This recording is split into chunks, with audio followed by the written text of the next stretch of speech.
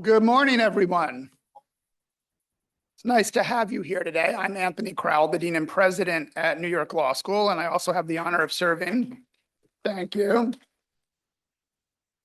It's the only time I ever get applause. Not true, not true, but you always do, and thank you, Michael. I appreciate Michael Myers. Thank you so much. I have the great honor of serving as director of the Center for New York City and State Law, and I want to thank you for joining us for our program on the future of autonomous vehicles in New York, featuring leaders on the issue. I want to recognize the founding director of the Center for New York City and State Law, Ross Sandler, who's here today, along with Mrs. Alice Sandler, who's here. Ross still is extremely active with the center, in addition to teaching a full course load, but he also leads our City Law Breakfast Series. But for this event, I want to just recognize his prior role as a city transportation commissioner, and he and I were just talking, and he served during the Koch administration at a time when something like autonomous vehicles was seemingly unimaginable, and he related it to us. You know, it's a day and age today that we feel like we're out of the show Buck Rogers. How many of you remember the show Buck Rogers from the late 70s and early 80s?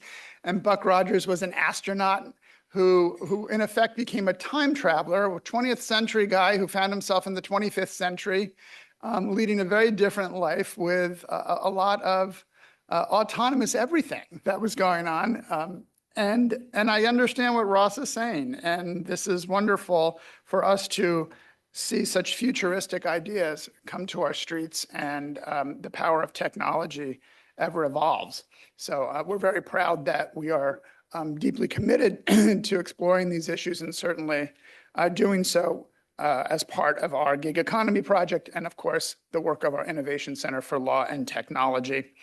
New York Law School has always felt a special responsibility to engage in the key legal and policy and operational matters affecting New York and its government, and to be a key resource and partner to government at every level. And I always like to say 1/3 of our graduates enter public service and public interest roles in the city and state, making us a key feeder. And many of them are here today, including alumni who work at the transportation department. So that's exciting. I also want to acknowledge the wonderful work we're doing with the Gig Economy Project, and that is being led by Senior Fellow and Adjunct Professor Mark Chiusano. Mark put together this morning's panel, continuing a series of programs on the gig economy, which has become a critical part of our overall economy in New York. And Mark really inspired the project because of his work that fills a critical space in understanding and supporting the sector. He has written a book that will soon be released called Gigging Alone, which I think will shape much of the dialogue about these issues nationally and certainly in New York in the future. And so, Mark, thank you for doing this. Really excited about what the book holds for us, but also the development of our program and our engagement with students and the wider community and all that can be in terms of shaping a very powerful sector. I just want to also recognize Ben Max, our program director and executive editor at the Center for New York City and State Law, also the host of the wildly popular Max Politics podcast. He's worked with Mark as well as others in hosting many timely programs, and I appreciate his tremendous leadership. And I also want to acknowledge Jeff Weiss, who's here. He's a distinguished adjunct professor and distinguished fellow who leads our Election, Census, and Redistricting Institute. And I'll acknowledge also Chris Bruno, who is our Chief of Economic Development Programs and Strategies here at the law school that looks at issues concerning the sector as well. So today we're joined by an exceptional group of panelists who will cover all sides of the issues surrounding driverless cars. This is a dynamic and interesting issue with legal, policy, labor safety, economic, cultural, and urban design implications that must be taken into consideration as policymakers consider widening its usage. And while it may be a little while before it's permitted statewide, we have already had testing of these vehicles in New York City since last summer as part of a pilot program, and many of us have probably seen one of those cars driving around, but with a driver. I can tell you I was recently in Los Angeles where driverless cars were rather prevalent where I was, and it was really quite exciting to see them, both to drive alongside them, to walk as a pedestrian in front of them, and to understand sort of the power and the elegance of how the technology works. I'm excited by all that can be for New York. Of course, there's no place like New York. It's incredibly challenging and complex. But I know that all the major app companies like Uber and Lyft and car makers like Tesla are advancing and deploying the technologies. And Waymo is already providing hundreds of thousands of rides in so many other cities. So hopefully the technology will be perfected and be able to be deployed in New York very well. Of course, like many other technologies, it just feels like a matter of time before it becomes routine for us and that it's part of our everyday life. So I thank all of you for joining us today. And before I hand this over to Mark, I want to plug our center's new program series called The Making of a Housing Crisis and How to Solve It. We're going to have the first panel discussion next week on the evening of Tuesday, March 31st, where we will hear from the city's new HPD Commissioner, Dina Levy, and other leading policymakers and advocates. And I hope to see you there as well. And you can register on our website. And that again is Tuesday evening, March 31st. Thanks so much. Mark.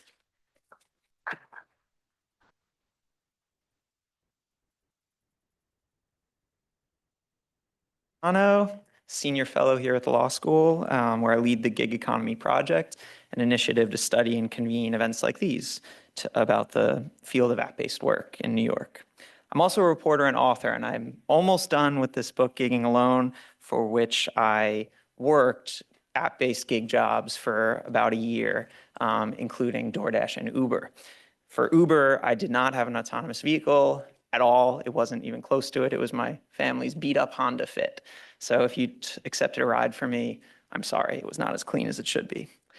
Just to give you a run of our event, unfortunately, Assemblyman Cunningham could not come today. He had to cancel due to a family issue, but we'll still talk about his bill. We're going to have our panel in a little bit, and I'll intro our great speakers then. But first, we're lucky to have a presentation on the field from Sam Schwartz, who many of you already know, but for anyone who doesn't. Sam Schwartz is chair and founder of the Transportation Research Program at Roosevelt House, where he also serves as the Theodore W. Keel Fellow and teaches a course on New York City transportation. He founded Sam Schwartz Engineering and served as its CEO from 1995 to 2021. Previously, he was New York City's traffic commissioner and chief engineer at NYC DOT. Schwartz began his career as an NYC cab driver in the late 1960s, before joining the traffic department as a junior engineer in 1971. He's the author of Street Smart and No One at the Wheel, and has a novel about automotive technology forthcoming in 2026. Sam, thank you, all yours.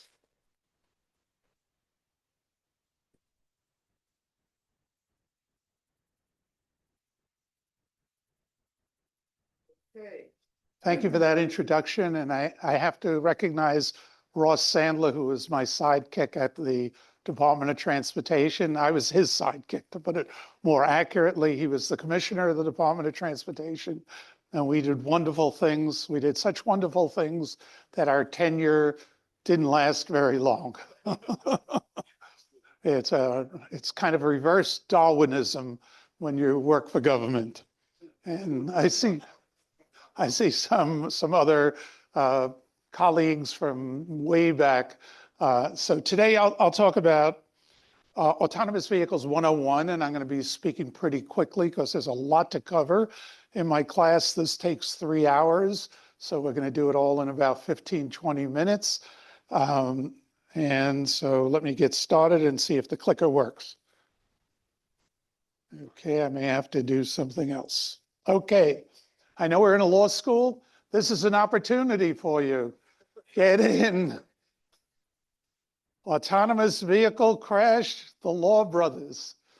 Come on, Ross, we should teach a class here at New York Law on autonomous vehicles.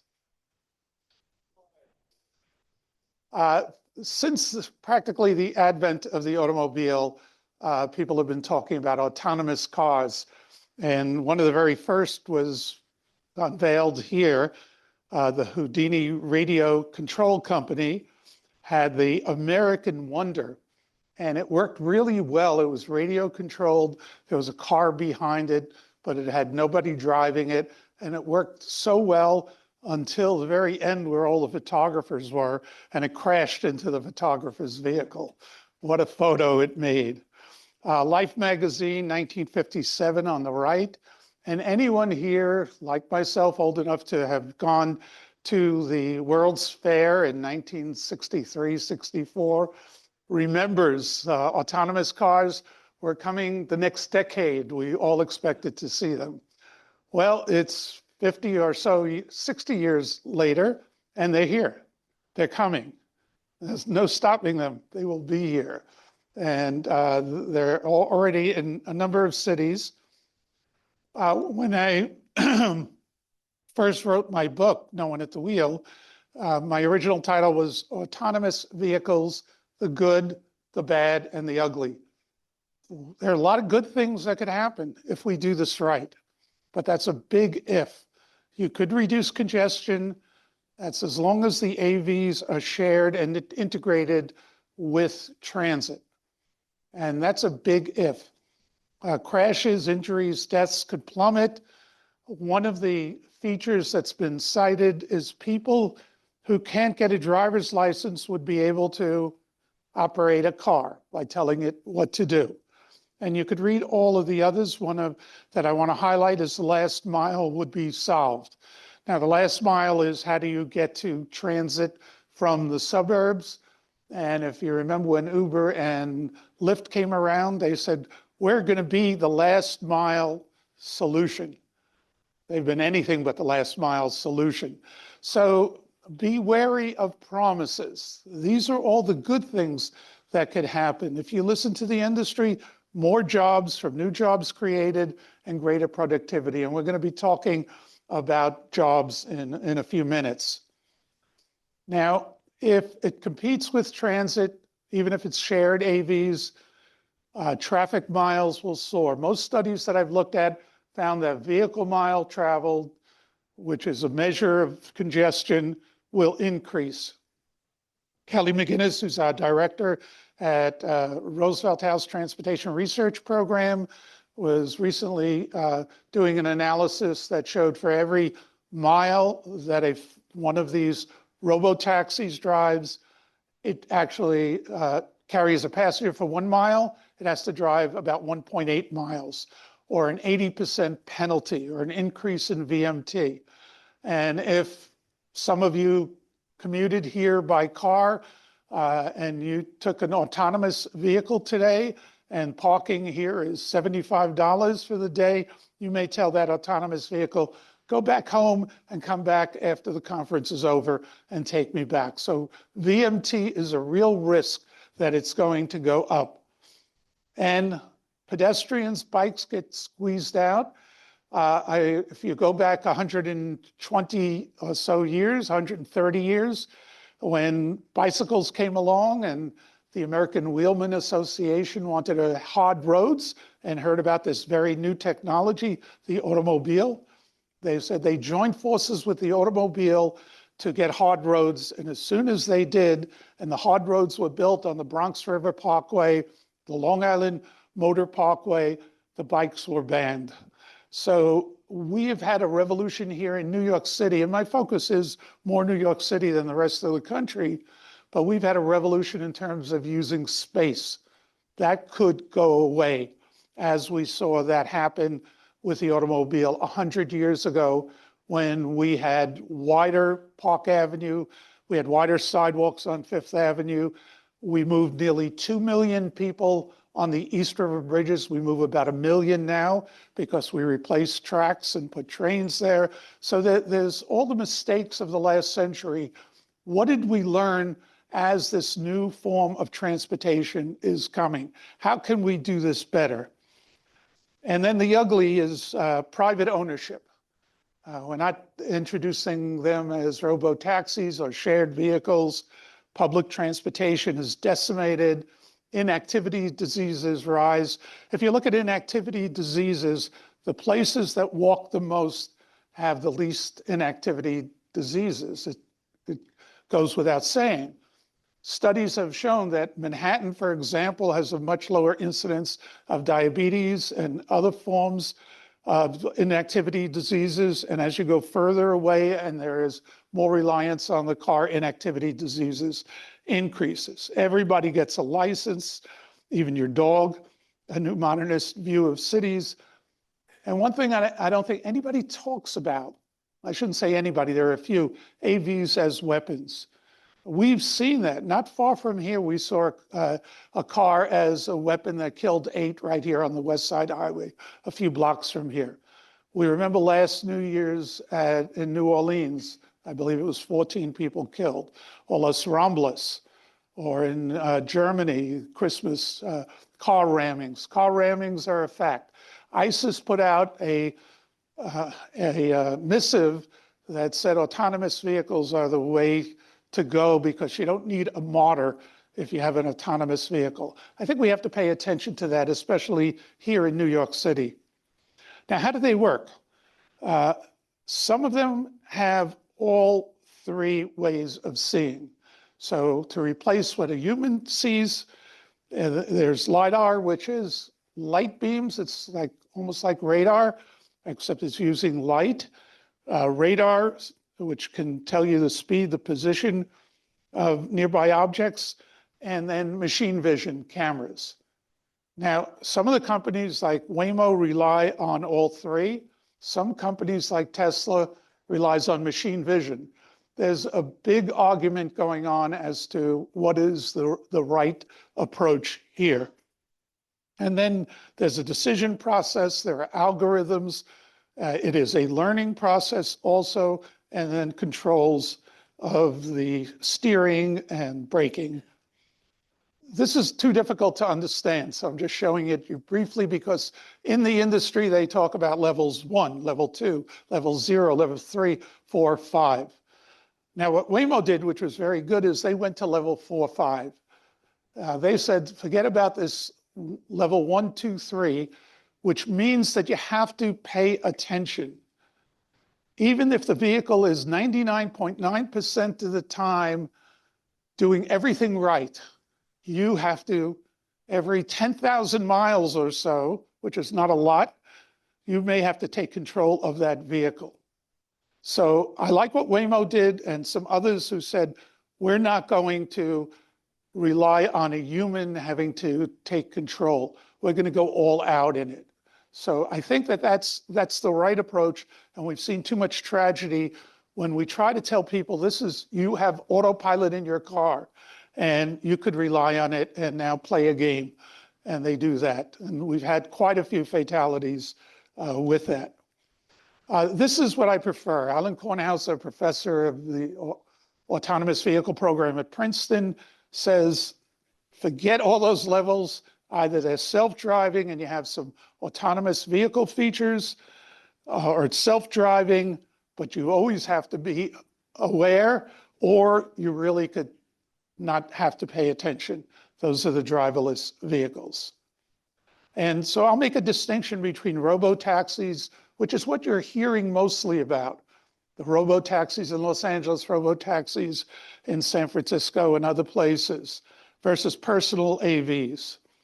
And it's a very big difference. The robo-taxis have been rolled out in geo-fenced areas. It means that they're within an area that is well-defined, that the vehicle is familiar with, the technology is familiar with it, whereas the personal AVs, if you consider a Tesla, or Mercedes actually just abandoned its level 3 vehicle because it really didn't work. And people aren't going to pay attention. It's one of the hardest things to do. Pay attention when 90%, 99% of the time you do nothing. So personal AVs, there are a few that are out there. Certainly on highway driving, there are quite a few that almost every manufacturer now has some version of autopilot. Now, what is the current state? Well, it's either an operator only or an operator and a technician. And I think the Waymos in New York right now have an operator with them. No operator, remote monitoring. Somebody might be in some remote location. I don't know where that location is. I know there was some debate that it wasn't even in the United States in some cases. And in some cases, there's a tail car that is following the vehicle. I think that's what the Tesla robotaxis are doing right now. Conditions, as I said, geofenced areas, generally good weather. You know, how would these vehicles operated when we had that huge snowfall? It is well-defined roads. Our roads are anything if well-defined. Back when Ross and I were at DOT, the lane markings were perfect. There were no potholes. It was terrific. But, right.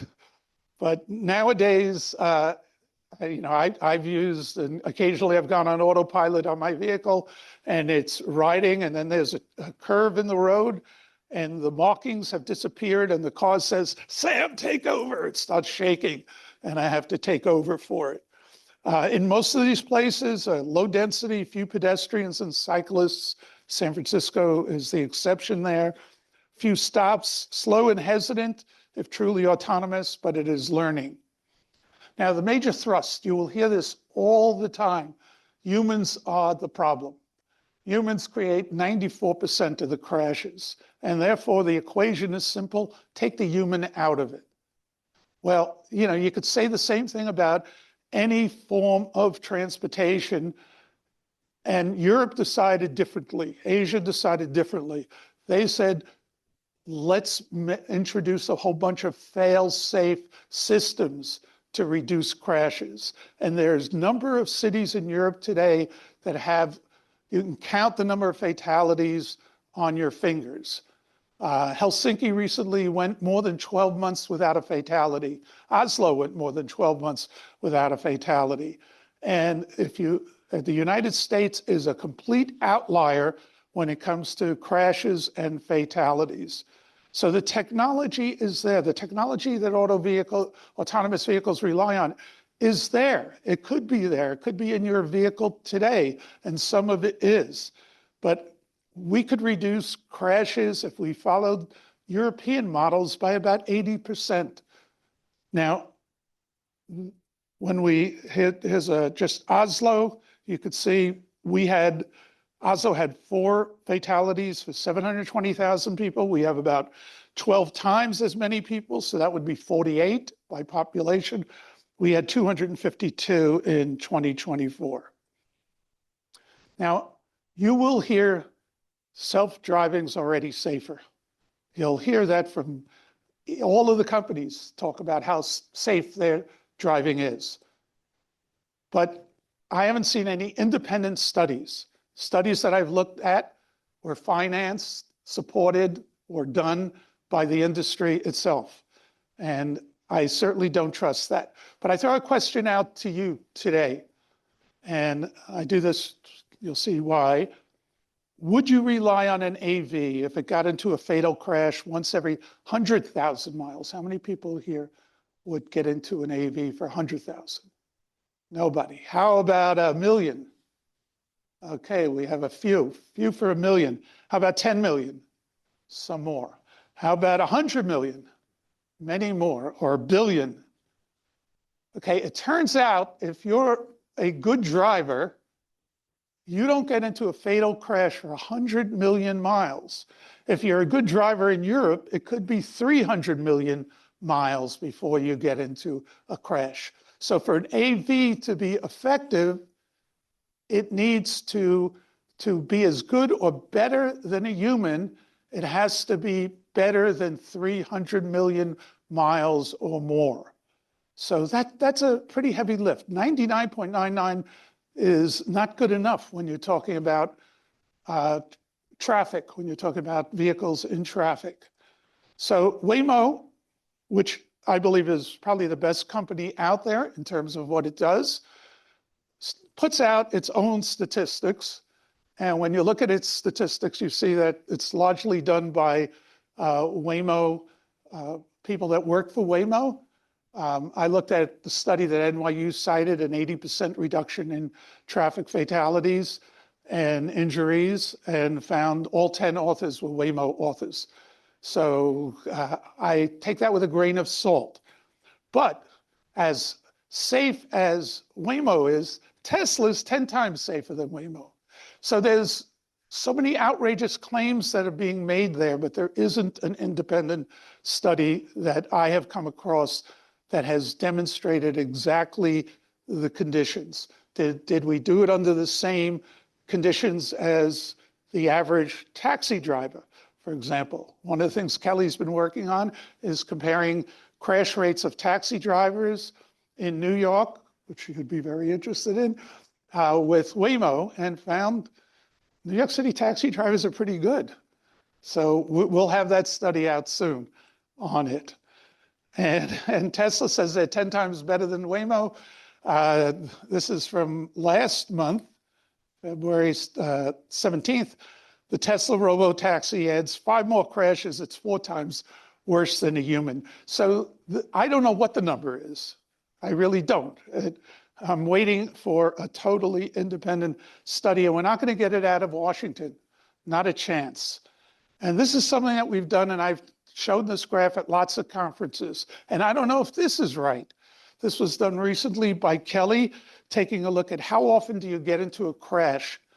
A typical car crash happens about every 500,000 miles driven. Well, Waymo gets into a car crash about every 100,000 miles, Zoox about 8,500 miles. So just from looking at that, it doesn't seem consistent with any statement that says that they're much safer. This I've shown at a number of conferences, and I've asked people to show me the actual data. Give us the data, let us study it, and I say that here today. If anybody here wants to provide us with data on it, we'll be very happy to take it. The industry is incredibly opaque. When I said there's already a lot of features that could be introduced, these are the features that go into autonomous driving that theoretically make autonomous driving so much safer. And it will get there. I don't mean to say that it won't get there, but we need to make sure that it's accurate information. Now, here in New York City, we have a transit system. New York City is different than any other place in the United States. We're more like a European city when you look at our modal share, how people get around, how we travel. If we take people out of transit, which is what Uber and Lyft did, they didn't take people out of cars. They took people out of transit. They took some people from biking. We have all the shares as to where they came from. Well, if you take a person out of the subway, from cars today, this is 653 billion fatalities per 100 billion miles. Even if you reduced it by 90% by switching to autonomous cars, even if autonomous vehicles are 90% safer, the New York City subway is 95% safer. So we already have an autonomous vehicle system that you get in and you ride, and it's incredibly safe on a per mile basis. And I don't have enough time to get into the traffic impacts, but I like this slide that was done by Copenhagen's Life Without Driverless Cars, and just very quickly, doing it right. This has to be a partnership between government, society, and industry. They are coming. They could be great, as I told you. We need to sell rides, not cars. We need to integrate with transit. And that transit that we have, maintain good transit. We have lousy transit in 90% of the country. Autonomous vehicles can make a huge dent in those areas. And emphasizing the last mile for real. And get AV support for roads. Start charging them now. Our big problem is the gas tax has been depleted. We haven't had a gas tax in 30 some odd years, an increase. And this is a new form of transportation.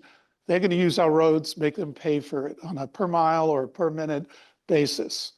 And utilize pricing, have an AV typology plan, ensure equity. So the new forms of transportation that we have introduced just in the past 15 years, we introduced Uber, Lyft, Juno, Get, Via, largely for upper middle and upper income people. And we did it in areas where the upper income, upper middle, and upper income people lived. When we introduced bike share, we first did it where the wealthy live. And what all these areas have in common is they're incredibly well served by transit. So all these new forms of transportation took people out of our transit system.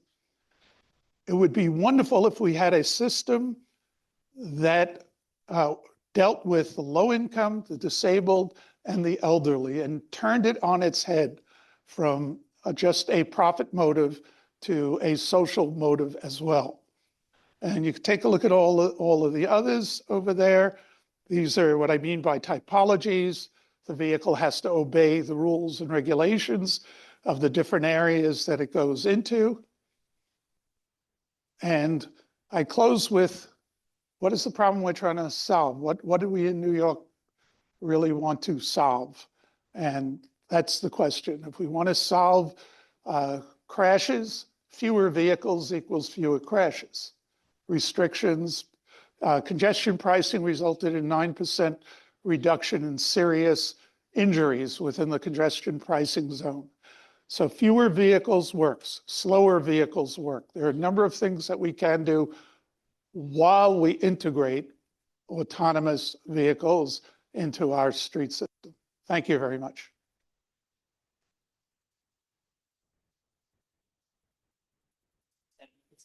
Okay.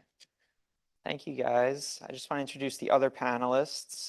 Sara Lind, where's Sara? Sara, come on up, is co-executive director at Open Plans, a nonprofit with the mission to transform how people experience New York City's streets and public spaces. Sara oversees a team of 25 advocates, policy experts, journalists, creatives, and development staff.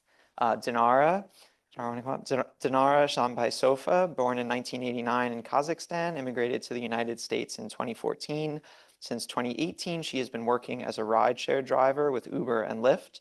Dinara is also an organizer and advocate with the Independent Drivers Guild, where she actively supports drivers through community outreach, education, and advocacy focused on driver rights, resources, and fair treatment. So thank you. Thank you, guys. All right. Dinara, why don't we start with you?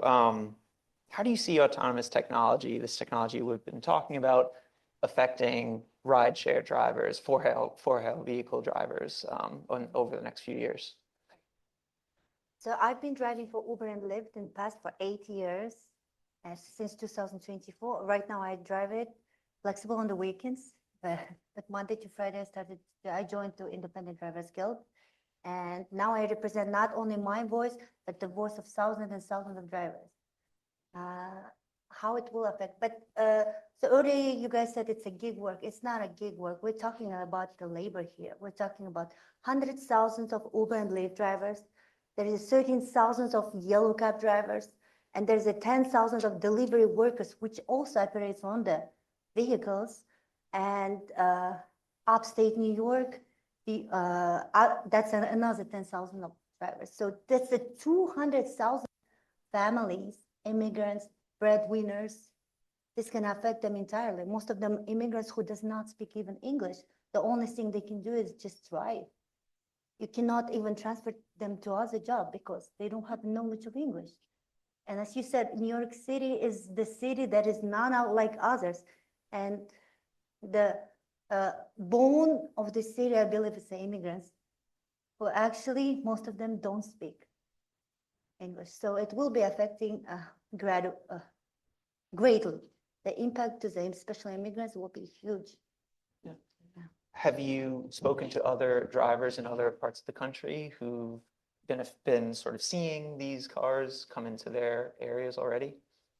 So I am based on New York City. So I've recently, there was a event for drivers, and there was a lot of drivers who was coming, and they were asking a question about self-driving cars. They're like, how will be affected? Because they started seeing the Waymo cars that mapping the New York City, and they're like, oh my goodness. And the news where the child is struck by the self-driving cars, or where all the cars just stopped because apparently the system didn't work. And they have a lot of questions. Every day they ask where we're going. Are we switching to what I have to do, how I'm going to find a job, and especially the people who is over 50, and there's a lot of drivers who's over 50, and that's the only thing they can do. And they're like, I see this desperation in their eyes, where I'm going to go now. Yeah. We're going to get back to, we'll talk more about professional drivers in a bit. Sarah, I'm wondering if you could talk a bit about how you see AVs changing the cityscape for better or worse. Yeah, I mean, Sam got into it a lot in his remarks already, but I think an interesting thing to think about is the trade-off between increased congestion or competition at the curb. You know, if we have Waymo in New York City or another robotaxi company, they're either going to continually drive around while they either have a passenger or they're waiting for another passenger, or they're going to stop and either double park and cause chaos, or they're going to need a place on the curb to stop. And so we will have to make a choice about whether we're willing to put up with increased congestion, increased traffic, you know, undermining the work we're trying to do to reduce this with things like congestion pricing, or whether we're willing to make politically difficult decisions to reallocate a lot of curb space for this kind of pickup, drop off, waiting time.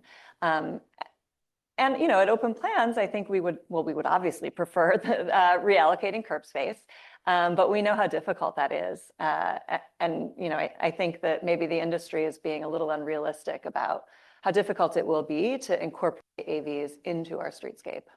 Do you see any positives yet beyond the sort of the things that would subtract? I haven't seen any positives yet. And I do think that, you know, if a private company wants to come in and use our streets, they should prove that they're going to provide a benefit. I mean, you know, I think we should be really clear-eyed about the fact that these are private companies with profit motives. And I don't blame them for that. That is the model of a private company. But they are not going to, out of the goodness of their hearts, work to improve New York City streets. That will only happen if our leaders, if our advocates, if our, you know, academics come together to ensure that we are regulating them appropriately and forcing them to provide these benefits. You know, we saw with Uber and Lyft coming in that without us being proactive about it, they took over streets, they took rides from transit, and they didn't provide that last mile support they claimed they would. They will only, private companies will only do that if we force them to. And right now, I don't think we as a city are thinking enough about that and preparing to do that. Sam, there's a bit of an inevitability of this conversation, right? You yourself gestured at it, that these things are coming. I'm curious, in your career, have you seen another technology that seemed promising, that was kind of poised to shape this field, that then was not used, that was not sort of embraced? I'm curious if you've seen that, or is it always kind of upwards? Yeah, I'll give you a few examples where New York was an outlier. It's what makes me think when you ask that question. During the fuel crisis in the 1970s, a couple of things happened. One, speed limits were lowered everywhere, including in New York City. Our highways were 55 miles an hour. We lowered them to 50. I worked for the traffic department at the time, and traffic deaths dropped, injuries dropped. After the fuel crisis, every other place in the United States raised their speed limits. We didn't. During the fuel crisis, every location around the United States was forced to introduce right turn on red. And that was a way of saving some fuel. Well, it turned out that right turn on red was also killing some people as the driver was looking this way and a pedestrian was crossing that way. New York City resisted. We were the only place in the United States, the federal government, akin to today, threatened to withhold funds from New York City. We held out and we won. So there are things that work elsewhere, but they won't work in New York City, or they'll work differently. If we're going to have Ubers and if we're going to have autonomous taxis, we have to look at the traffic impact. Of course, we have to look at the job impact. If the industry really claims it'll mean more jobs, demonstrate it to us. We want to get the facts. We know, yes, you're right, it's inevitable, but we certainly cannot have an additional vehicle that's out there because the vehicles that stay in motion affect traffic more than any other vehicle. So it's not the number of cars coming in that affects the traffic so much. It's the number of Ubers, Lyfts, Vias, taxis that stay in motion all the time. When you look out there and you look at Manhattan traffic, you will see on the license plate who those vehicles are. So if you introduce an autonomous vehicle, I maintain that autonomous vehicle has the impact of 2 to 3 Ubers because it'll stay in motion all the time. It's not going to go to lunch. It's not going to take a nap. It won't take a break. It won't go to sleep, whatever. It will continue. And so we have to calculate those kinds of impacts and see if companies are willing to work with New York. And perhaps for every autonomous taxi that's introduced, 3 licenses have to be replaced. That has an impact on jobs then. So yeah, you know, it's not an easy solution to it. Well, and some of these are policy choices, right? The reason that Ubers and Lyfts are circulating all the time is because of choices the apps make, right? About forcing the driver to look for more work, right? Could the apps make choices to use autonomous technology in a way that could help workers, I wonder? Or do you see it as fully just a replacement for drivers? Well, as Sam said earlier, there's some stuff is inevitable and it's beyond our control. All we can do is, so first I would like to see who is really invested in here in Uber and Lyft. The driver is the one who buys the car for $30,000, $40,000. Driver is the one who pays the insurance every month, $450, $500, depends on the car. And driver is the one who maintains the car. Driver is the one who's responsible tickets for the accidents. The real investor here is the driver. Why we do want to take it from the driver and give it to this Silicon Valley guys, to the tech guys? Why? You already mentioned that they're doing it only because of income, money, money, money. How we want to put tech companies before the human being? I think this is a question not only of money, but as a human being, that we have to always prioritize us, as humans. So this is a little bit bigger picture than us. Yeah, it's a future not of the driverless car, it's a future of transportation overall, those MTA guys, buses, trains, everything. Delivery, flights. If you're going to see, and if we're going to give this green light, we have to make sure we have a seat on the table, every part of the section of transportation. And we have it on the hand and we take as much as time as needed. So there's supposed to be incentives for the drivers. They're supposed to be transitioning. Will they find another job? Will they educate them to find another job? So my grandchildren may be not driving, but it's a long process we have. Yeah, all we need is a lot of time. And as you said, there is no research about that. All the research that we have is from those companies. So we have to do a lot of independent research on that. And I would love to be part of that. So both of you have experience with professional driving. I have a brief experience with it as well. Sarah, you know, in your no TLC license. No. It's not easy to get a TLC license. You're just surprised. But your work is engaged with the space that the drivers are interacting with. What, if anything, does government owe to those drivers as this technology develops and comes closer to fruition? Maybe Sam, do you want to start, and then Dinara, and then Sarah? Yeah, it's a great question. So yeah, the history is back in the 1930s, everybody was picking up everybody, and then they put a cap on the number of vehicles out there, and the cap at that time, 11,787, I remember that number. It held for the next 60 years or so. It was increased to 13,000. And what that did is it gave the drivers a kind of steady income, and they understood their income.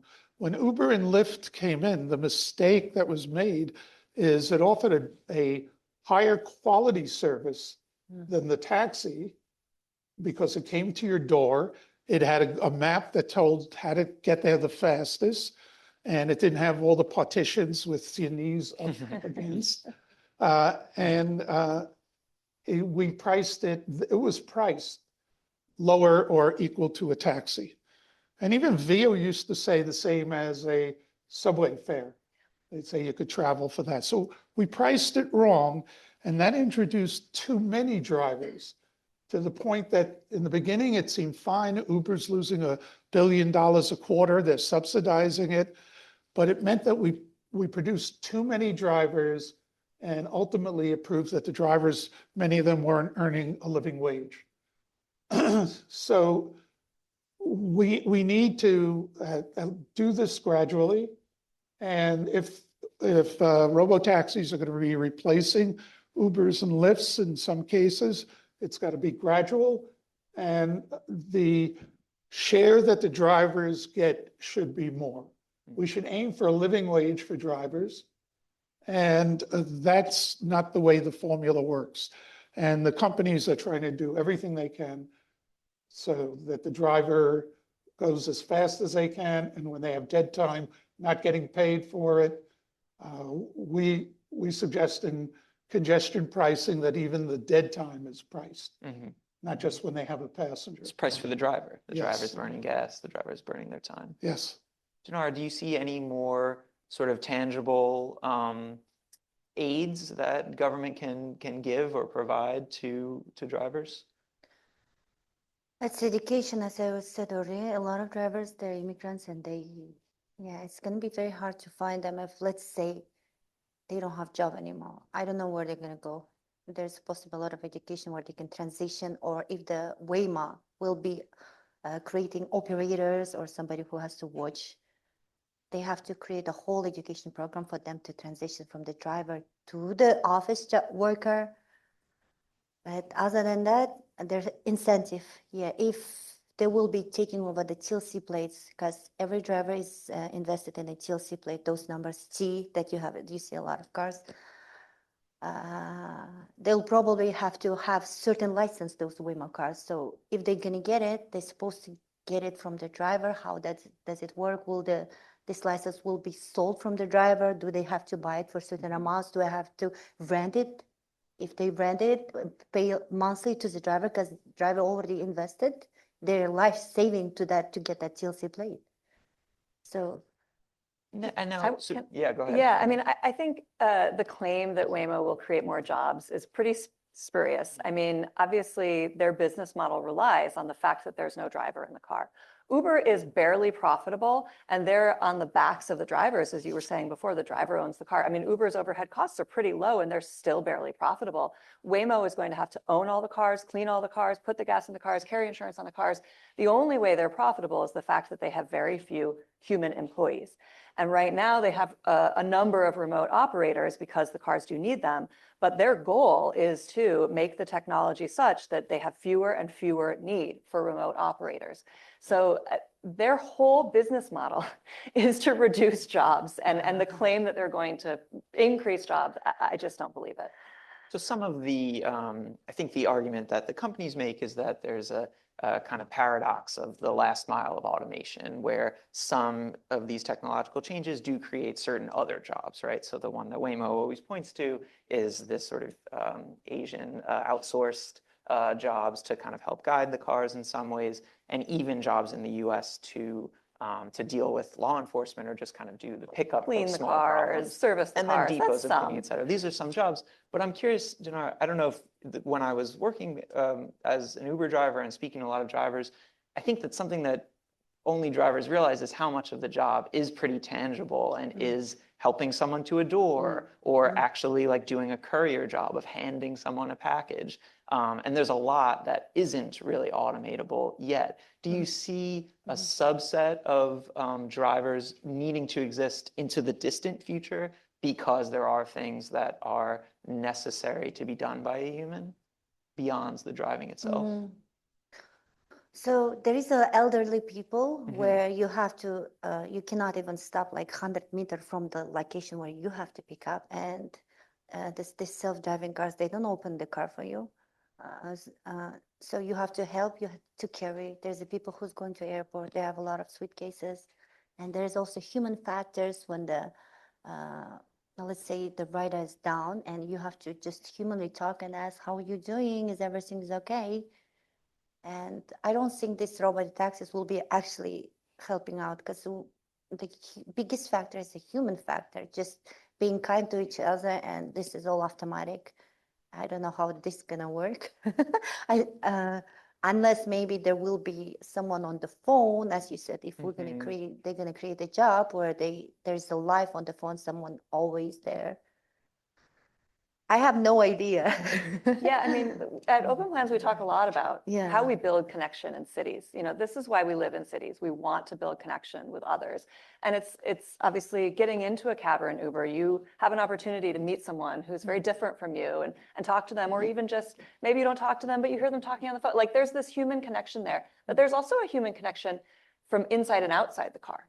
You know, people talk about, oh, it feels good to walk in front of a Waymo because I know it's going to be safe. But there's also something about making the eye contact with the driver, and knowing that you have created a human connection in that moment. You can walk across, that we lose, and suddenly we're in this city where everything is robots and it isn't so human-centered. So I think that these are the kind of intangibles that we're not thinking about as much as we should be.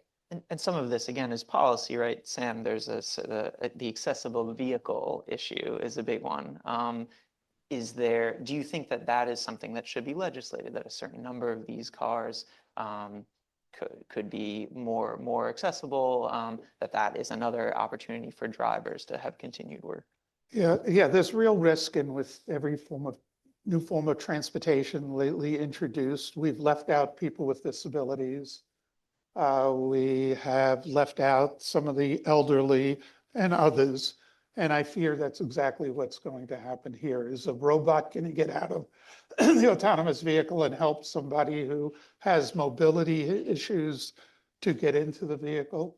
I was listening to Sarah, I was thinking, New York may become like an amusement park where people still do things. Yeah. You know, where we still have cars with drivers, we still have taxis with drivers. We might become a little island unto itself. Which I guess is coming for us all in all sorts of fields. You know, there's a few bills to regulate this field right now. Some of them focus on the TLC and how licenses for AVs could go to medallion holders. Another one, Assemblyman Cunningham's bill and Senator Cooney's bill, is more baseline, just sort of legalizes and allows the TLC to make their own regulations. I was struck, though, in that bill that even in that very baseline legislation, there was a need to outline AVs have to stay on the scene of an accident. They can't leave, right? Which just goes to show how many complications there are that you maybe don't think of, these thorny issues that do have to be spelled out. I'm curious for all of you guys if thoughts on different pieces that we're going to have to regulate here that we're maybe not talking about yet. Maybe we'll go down the line, Sarah, first. Yeah, we're not talking about so much of it. And we also have the examples of other states that have passed this legislation and not put these kinds of things into it. And now they're trying to claw back desperately. How can we regulate this? We didn't do it right the first time around, and it's really hard to claw that back. So New York has the opportunity now to do it right from the beginning. And we've been speaking with the bill sponsors and talking about potential amendments to these bills to get it right. There's so many, I can't even go into all of them, but do you have a favorite? Yeah, you know, I mean, obviously the data sharing is super important, and making sure they're sharing with us so much more data than they are right now. They're focused on safety, but there's so many other things, you know, reporting the vehicle miles traveled, reporting localized data about crashes, about where they're traveling. The other thing that I would point out is the liability piece. You know, this is a huge company, and any individual crash, the liability for that is a drop in the bucket for them. And the only method we have to hold them accountable really is take away their license, you know, to operate in New York City at all. That's pretty extreme, assuming that we get to a place where we feel comfortable maybe with them being here. But there's no real middle ground of how we might incentivize them to be more careful. You know, if I get a $250 ticket, that, you know, I'm like, oh, maybe I should change my driving behavior. I don't really drive. But if Google gets a $250 ticket, this is nothing to them. So we have to think about how we can incentivize their behavior, hold them accountable. Sam? Yeah, I think one of the things missing from all this legislation is what I referred to earlier is an independent study. Imagine everybody here may have, most of you may have taken some medication this morning, or you will during the course of the day. And you expected with that medication that there was some independent studies. There was a rigorous study, a rigorous procedure. Well, here we are introducing a medication that won't affect 3% of the population, 10% of the population, 100% of the population, and we're not making it go through the rigors of what we make aspirin go through. What do you think would satisfy you data-wise? What would be the right way to do this? The right way to do it is to have an independent entities that have no funding whatsoever from any of these companies, that don't employ former employees of these companies, that don't employ future employees of this company, to do an independent, study of this, of their performance, and make it as alike to the conditions that exist, and not just to the average driver. We have bad drivers, you have good drivers. But the other part of the legislative aspect is it may go for naught because probably since the advent of the car, but probably since the advent of the horse, states have had controls over rules and regulations. Here in New York, the first one-way plan was in 1791, when all the horses going to the theater had to face the right way. But local governments have had the control of traffic for the past 100 and something years. The federal government now wants to take that away, and we won't have any say over it. So all this legislation that's being introduced may be for naught. It's kind of like when we tried to ban the double and triple trailers from the collapsing BQE, we could not do it. We went to, I think it was with you, Ross, and we went to Washington, testified at congressional hearings. We showed pictures of the PQE, and you wouldn't want to be under it when that tractor trailer was passing. But we were told, well, the federal government regulates interstate. You have no say over it. That's what I fear is going to happen. And there is this federal preemption issue right now. Yes. Luckily, the BQ is solved. We're good with that now. Yeah. No, just kidding. Right. Dinara, what regulations would you like to see? What specific regulations on either the federal level or we're talking more about the state and local Well, level? the legislation that proposed that women supposed to buy the Chelsea place from yellow cab drivers, which is like 16,000 yellow cab drivers there. And what about the rest 110,000 of drivers in the whole state? I think it's pretty unfair. Needing a way to sort of help the yeah. for-hire vehicle drivers, Yeah, right? they have to take into consideration every sector, every worker that works on this industry. And yeah, Also, the medallions are often owned by rich companies. That's not helping the driver who drives the car. Right, frequently owned by individuals. But there is a process that can perhaps help these drivers, which is the Black Car Fund, right? Which is already a Black Car mechanism. Fund is by drivers. So from every income 1% or 0 point something percent, they take to fund the drivers, their health care, their dental benefits, if something happens with them on the road, accident, and there's a death benefit for $100,000. Do you see a use for that mechanism to kind of help drivers as this moves forward? Perhaps the AV companies are sort of adding more into that fund. Do you see that as a mechanism to use? That fund is funded by the drivers. But if you're talking about the fund that could be actually funded by AV companies, I think that's something. A tax on yeah. driving or on the AVs, right?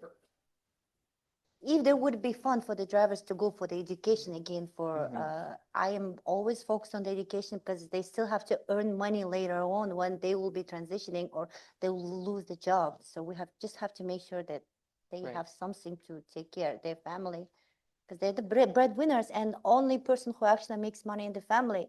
Their whole family, kids, wife, everybody depending from them. So And it's a tens of thousands we strong have labor to just force, make right? sure that they have a stable income if they're transitioning to something else. Another thing that really we have to propose the legislation about centralizing who will be controlling all those AVs. What if the system will be hacked? And what if it's hacked by other countries? That's not just it's a whole another issue. And I think around that we have to propose a lot of bills. I think that's very serious, and it could be a very serious national matter. Yeah. I'm curious to hear all of you talk about how New York is different at all, if you see it that way, compared to the other places where this technology has been rolled out. Yeah, I mean, obviously, we all know when we walk down the street, New York City streets are chaotic. They're not predictable. You know, the streets themselves are sometimes, you know, we have construction, you know, scaffolding, and suddenly the Waymo doesn't know what to do. You know, I also would say I want to emphasize the safety piece while I have a chance. I know we're almost done. You know, Sam was talking about, like, we don't even know if they're safer, but let's assume they're safer. So much of safety is within our control already. We could make our streets safer today with the tools we have at hand. You know, you mentioned European cities with their Vision Zero plans. There's a city right across the river, Hoboken, that has had 0 traffic deaths in 9 years. And they did that mostly with street design changes. We could make those design changes today, but politically, our leaders are blocking so much of that. So it's a little bit hard to hear some of these people who love Waymos talk about, oh, the reason why I love them is safety, when those very same leaders are often the ones blocking the safety improvements we could put in place today. Sam? Yeah, and referring to, you know, the safety argument, you know, trying to trace that formula of the 94%, it was uttered, I believe, by Elaine Chao, who was trying to push through autonomous vehicle. So there's no basis for this 94% is human error that we could find on it. So one thing that we haven't addressed is what is the best use for autonomous vehicles? And I maintained it's in transit. And last mile was discussed. If we had shuttles that took people the last mile and did the on-demand service in low-density areas, took them to a trunk line, took them to a subway line. In the very first years of Lyft and Uber, Lyft had a map in the subway that showed the subway map and little pink lines taking you to each station. You know, so, oh, that looks great. It's taking everybody to the subway. It was just the opposite of what they did. But for 95% of the United States, they rely on poor transit for poor people. And that's these buses that come every hour or every half hour, are carrying the people that are working in the homes and cleaning our homes and maintaining our houses and other things like that, working at the hospitals. I'd like to see autonomous vehicles solve those problems. And we have some of that in New York. It's not here in Manhattan so much, but it is if you go to Southeast Queens, if you go to there are parts of the Bronx, certainly Staten Island, and parts of the outer parts of Brooklyn where we never built subways, that if we could have last ride autonomous vehicles, and there are quite a few campus shuttles that are going around.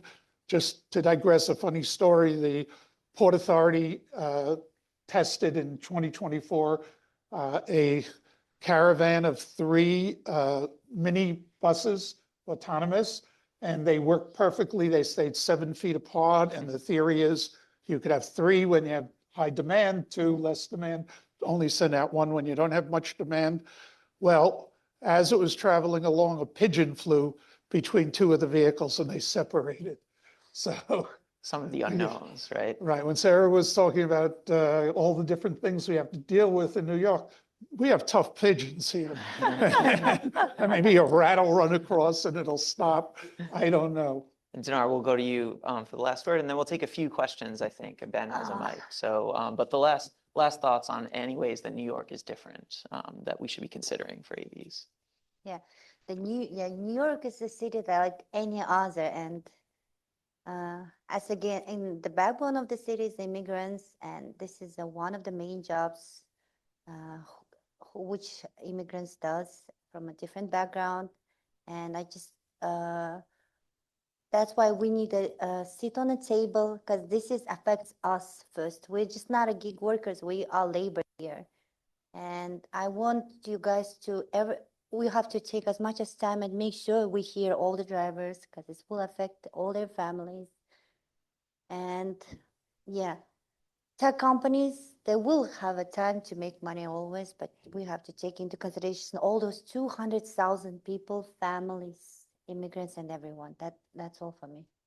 Yeah. Thank you. Questions? I think we have time for one or two. Oh, wow. Yes. Unfortunately. Billy Sutton, when asked why he robbed banks, said that's where the money is. For taxis, car services, etc., broadly speaking, the money is in Manhattan, maybe Brownstone, Brooklyn, and Crittenden Airport. Sam, to your point about using this as last mile mobility, what can be done, if anything, to force the companies that are going to be running these autonomous vehicles to program their assignment algorithms to serve the Flatlands or Rockaway or Whitestone, as opposed to simply sending the cars back to Manhattan for the next, good value trip? Yeah, great question. Our government would have to enter into a partnership. And right now, government is subsidizing these big buses in these areas. It's costing a lot of money. If they could be replaced by, rather than running a bus every half hour, run 3 buses in that half hour or 6 buses an hour, so that people have reliable, steady public transportation in those areas. So there has to be a partnership. There might be some degree of subsidy where the government no longer has to pay for those kinds of expenses. Well, I'll just add, we do this already, right? We have a Lime scooter pilot that is restricted to the Bronx. Historically, city bikes couldn't go over bridges. I mean, New York City has the ability to geo-fence where a private company can operate on our streets. It's actually it is one way we could control Waymo better than we can control, especially Uber and Lyft, where they're private contractors. So I think there's a real model here. And to your point, it might be less profitable for them, but that's a them problem. Paul Son with the National Employment Law Project. So thanks for the great conversation. You've identified a whole bunch of, if this is coming, sort of, forms of authority and regulation that the city will really need to have. And could you speak to the Albany dynamic? I don't follow this closely. It sounds like maybe this is dead for this year, but it's surely coming back. And, if there's a need to tax big tech to fund the infrastructure or to fund a just transition for workers or other things, it seems like the city, generally doesn't have broad taxing authority. That would need to be folded into the authorizing legislation. And there's probably other regulatory authorization that would be needed as well. And presumably, if you're ever going to get that authority, that would be the time when there would be leverage to get it. So is any of that being discussed, and what do you see happening? Well, we're in the middle. I'll give it to any of you guys, but just a quick press is, we're in the middle of budget season, obviously, and there's been discussions, I believe. Also, April 1st is the deadline to, it's when the permits for both the city and state testing of AVs will expire. So that will need to be renewed if these companies are to continue to operate. But I don't know if any of you want to touch more on the terms of the debate. Well, what I would like to see in the legislation is the revenue that goes towards the infrastructure that needs to maintain that these vehicles will rely on. So it might be on a per mile basis, it might be on a per minute basis, and also to help build the infrastructure that makes these vehicles even smarter. So the vehicles will talk to each other, but they can also talk to a traffic signal. They could also talk to a signpost and get information that'll make things even safer. The industry, which is mega billions, probably $1 trillion industry by mid-century, should invest in smart infrastructure along with the government. We're going to sneak in one more Oh, last question. I can just talk to the politics very quickly of it as well. I do think it's dead for this year. I think the governor pulling out of her budget sort of signaled that we're not ready for it. And I'm so glad we're having conversations like this, because I think this bill has been actually there for, I believe, about 5 years.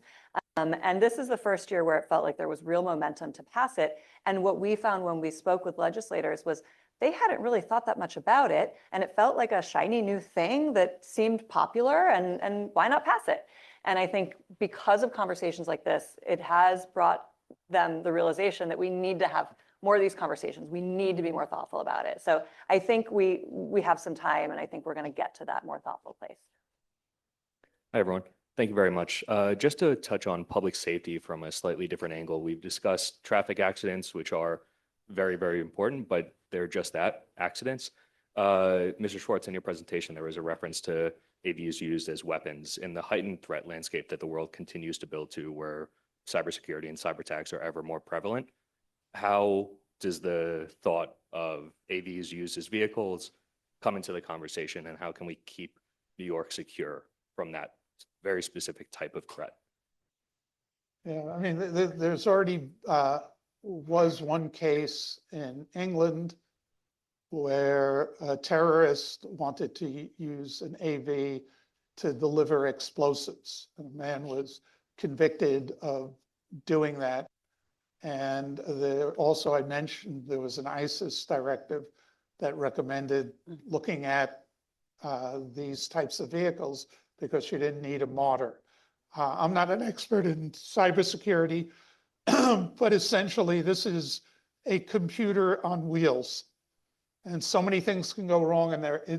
People who have introduced incredible cybersecurity to protect our identification, our money, and other things have all found themselves hacked. So I don't know about it, but I have a novel coming out in August, Auto Kill, I'll plug it right now, which deals a bit with that. I'll add too, I mean, something we haven't talked about is privacy. These vehicles have dozens of cameras on the outside. They have cameras inside, but also outside. You're walking down the street as you, and you are now on film. And we don't know what they're doing with that. We don't know how long they're holding it. So that's another consideration that is going to your point, affect all of us, not just the people who opt into using them. Thank you to all the panelists, and thank you guys for coming. And appreciate it. Thank you. All right, so wonderful. Thank you. See you.